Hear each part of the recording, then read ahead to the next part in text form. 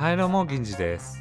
前回インフォちゃんについてキャラ紹介をしたんですが、そのインフォちゃんと深い関係がありそうな1980年代モードに出てたジャーナリスト、そのジャーナリストが残したテープというものが学校にあります。このカセットテープは1980年代モードが実装される前からあるんですが、リョウバちゃんが無罪を勝ち取ったあの後、ジャーナリストとリョウバの間に何があったのか、その真相はこのカセットテープの中にあります。それじゃあね、聞いていきましょうか。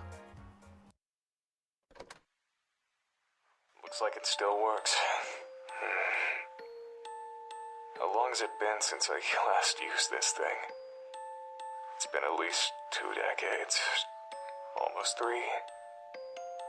Those were better times. I was so young back then. My future seemed so bright. I remember following my dreams. I remember a promising career. I remember being happy.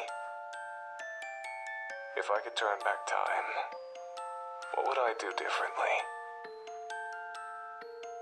I know exactly what I should have done.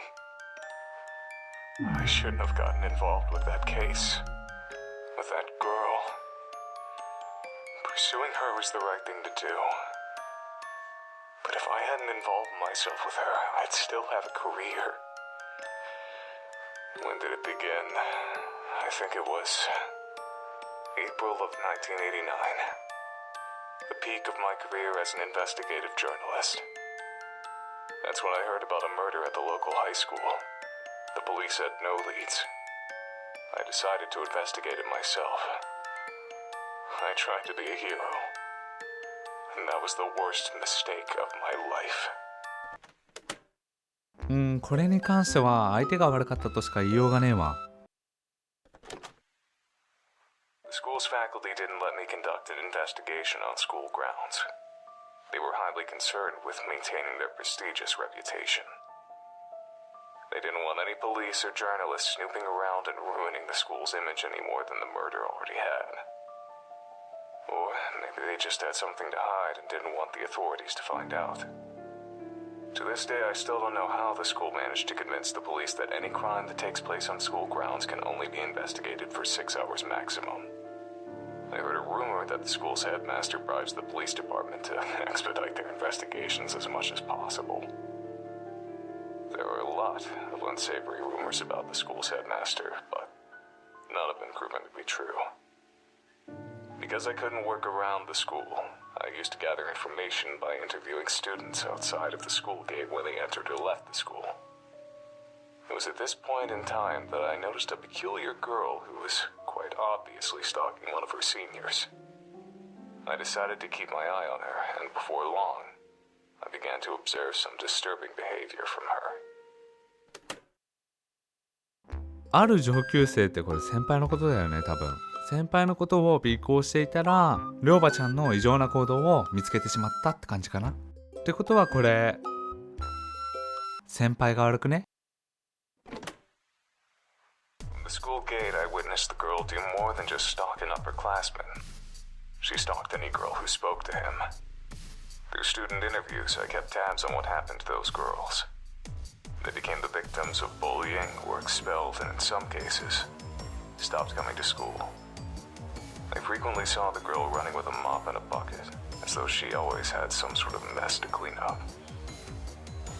That girl was using manipulation, intimidation, and sometimes even violence to sabotage the boy's love life. If she wasn't above that kind of behavior, the possibility of murder didn't seem too far off. I didn't want to believe that a schoolgirl would actually commit murder just to keep a boy single, but the evidence was staring me straight in the face.That's when I learned a crucial piece of information. The girl who was murdered at the beginning of the school year had a crush on the same boy that was being stalked. The final piece of the puzzle had fallen into place. I knew that I had found the culprit. I went to the police with my findings. Took a lot of talking, but I was eventually able to convince them to take the girl into custody. やっぱりこれ、女の子を垂らした先輩悪くね？ The idea of a murderous schoolgirl was scandalous enough to attract lots of attention. Word of her arrest quickly spread across the entire nation. The trial turned into a media circus. I became a celebrity practically overnight.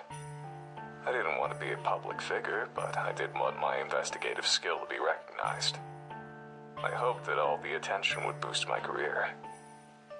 As it turns out, I was dead wrong. That manipulative little schoolgirl put on the best act I've ever seen. She cried non-stop, feigned ignorance at every opportunity, and had an excuse for every accusation leveled at her. The court fell in love with her, the media fell in love with her, the entire damn nation fell in love with her. She called me a dirty pervert who enjoyed leering at schoolgirls. She called me a fame-seeking yellow journalist. She claimed that I only accused her of murder for sensational headlines. The court bought every word of it. The day the judge declared her innocent, the entire country celebrated like it was a damn holiday. りょうばちゃん演技もすごいんだな。無罪取った時のあの表情。ね。From that day forward, I was a national disgrace. I was known across the country as a lecherous journalist who stalked schoolgirls and tried to throw a girl in prison to boost his own career. I saw disgust in the eyes of every person who looked at me. My house and my car were vandalized every day for weeks. Needless to say, I was never able to work as a journalist again. The police department that arrested the girl was also the subject of national criticism. They were accused of being incompetent fools who would arrest anyone without sufficient evidence. Ever since then, the police in that town have been extremely lenient in an attempt to repair their reputation, and don't want to go anywhere near the local high school except for extremely brief periods of time. But the worst part of the entire experience didn't come from the media or the public. Immediately after the trial, I tried to escape the press by hiding in an alley behind the courthouse. Only one person found me there. It wasn't a journalist or a reporter. It was the girl that had just been declared innocent. I'll never forget her face that day. She was smiling, but her eyes were blank, empty, soulless, like a doll's eyes. She looked like she didn't have a single ounce of humanity in her entire body. With that smiling face, she said to me, "It would be very easy to make your death look like a suicide. Don't ever cross me again." She turned around and left without another word. 確かに振り返った時にりょうばちゃんが目の前にいたらめっちゃ怖いな。で、ここからジャーナリストの人生が狂い出すんだね。My life was a living hell for about a year while the trial was still fresh in people's minds. Eventually, the hatred subsided, but it never truly died. There was always someone who recognized me, no matter how much I tried to change my appearance. Finding employment was nearly impossible. I drifted between part-time jobs and spent my free time drinking to ease the pain of becoming the national punching bag. It was around this point in time that I met my future wife. I still don't understand what she saw in me. I was an absolute wreck, not to mention the laughingstock of the entire country. But as soon as we met, she wanted to spend every waking moment with me. She wouldn't let me out of her sight and got possessive if another woman so much as looked at me. I quickly came to depend on her for everything. It wasn't long before I couldn't live without her. I certainly wasn't in any state to take care of myself. I was like an adult-sized baby, helpless and vulnerable. Who knows? Maybe that's what she was attracted to. Maybe she just wanted to experience the sensation of owning a person. Maybe she wanted to keep a human pet. Maybe all she wanted was someone who she could emotionally depend on. Even after all these years, I don't understand why anyone would waste their time with a man like me. But none of that mattered. Despite all my flaws, she accepted me. And that's all I needed. We got married about 6 months after meeting each other. で、このタイミングで結婚したんだね。自暴自棄になってたけど、いい人と出会えたんだね。よかったね。My wife died while giving birth to our only child. I still don't know how I possibly found the strength to keep going after I lost her. I was completely dependent on her for absolutely everything. I could barely take care of myself, much less a baby. Somehow, I managed to make it through those years. But even after all this time, I'm still a deadbeat drunk who can't hold down a job. It was very difficult to love my own infant daughter, knowing that my wife was dead because of her. I'm pretty sure I was a horrible father. She practically had to raise herself. And I never tried to spend much time with her or learn about her interests. Even now, I don't think I know very much about her. I don't even know what kind of person she's turned into. I don't even know what her everyday life is like. I know that she spends all of her time on her computer. She bought it herself. She seems to have a lot of money for someone her age. I'm afraid to ask where it comes from. Sometimes she comes home with blood on her clothing. I can't tell if it's her blood or someone else's blood. I try to stay out of her business. It's partially out of respect for her privacy, but it's mostly out of fear.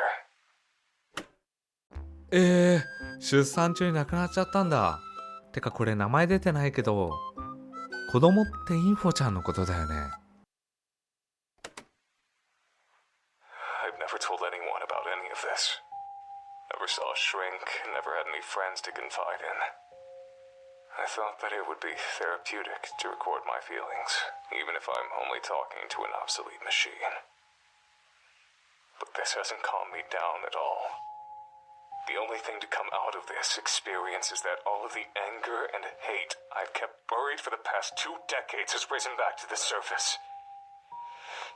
I don't think I can go back to the way things were before. I don't think I can go back to wasting my time with crappy part-time jobs, drinking, and sitting on a couch feeling miserable. I don't want this to be my life. But I can't let myself die just yet either. Not until I see justice served. That girl from 1989. She's a grown woman by now, but she's never been punished for the sins of her youth. I can't go on living in a world where a monster like her walks around in public. I'm the only one who knows the truth about her, so I'm the only one who can bring her to justice. I still know how to track a person down. I still know how to learn a person's secrets. I still know how to dig up the truth. For the first time in decades, I feel like I have a purpose. I feel like I know what to do with my life. I'm going to deliver justice to that murderer. I'm going to die trying. This old antique was good for something after all. やばい、ジャーナリストが怒った。復讐するつもりだね、りょうばちゃんに。I found her. It wasn't hard. She never even moved out of her hometown. I've been following her around town for the past week. It's not that hard to follow someone without being spotted if you know the right tricks. The only difficult part is looking at her without being consumed with disgust. Thinking about what she got away with. Thinking about what she's responsible for. It almost makes me go blind with rage. This whole week, I felt like something was wrong. Yesterday, I realized what it was. I'm surprised it took me so long to figure it out. She suddenly changed directions while walking or linger in one place for seemingly no reason. I recognize that behavior. It's my own behavior. I know what she's doing. She's stalking someone. It didn't take me long to figure out who her prey was. A young woman just out of high school. I don't know what she's done wrong, but she's clearly marked for death. She'll be dead within a week if I don't do something. I want to warn her that a killer is stalking her, but I can't repeat the mistakes of the past. In order to convict this monster and send her to prison, I need firm evidence that she's a murderer. If If I save this young woman's life, I won't have any evidence. I have to let her die. And I have to be there when it happens, filming her murder. It's the only way to get the evidence I need. The only way to make sure that justice is served. But is this really justice? Letting a woman die? If I don't get this monster arrested, then there will only be more victims in the future.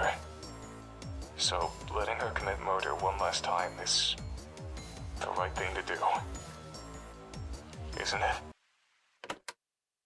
大人になっても尾行してる？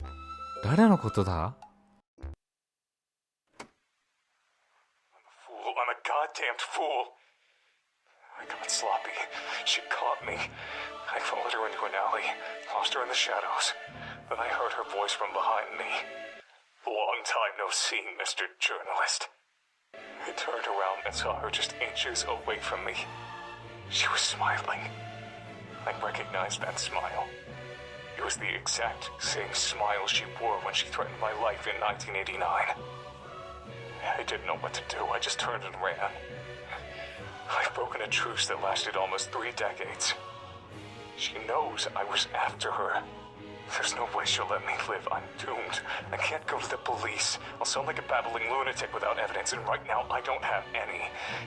Even if they do listen to me and investigate her, they won't find anything. My only option is to leave town. No. Oh no, it's worse than that. I have to leave Japan altogether. I searched for you, but I couldn't find you. I can't wait for you to come home. I have to leave immediately. I'm going to gather all of the recordings I've made so far and put them where I know you'll find them. That way, at least you'll know why your father disappeared so suddenly. I only hope that she doesn't try to get revenge on me by harming you. I don't know when I'll be back. I don't know if I'll be back. I don't know if she's willing to cross oceans to hunt her prey. If she is, I'll try to lure her into a trap, try to expose her true nature in front of the police. It's my only hope. I know you can take care of yourself. If I had more time, there's so many things I'd say to you, but I can't. Not now. Stay safe. I love you.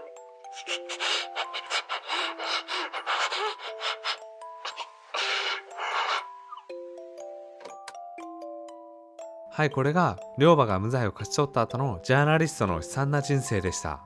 インフォちゃんに関しては直接は言ってなかったんですが、多分おそらくジャーナリストの子供がインフォちゃんですよね。いや、こうじゃないかみたいな意見があればコメントでお願いします。じゃあ次の動画でまたお会いしましょう。ご視聴ありがとうございました。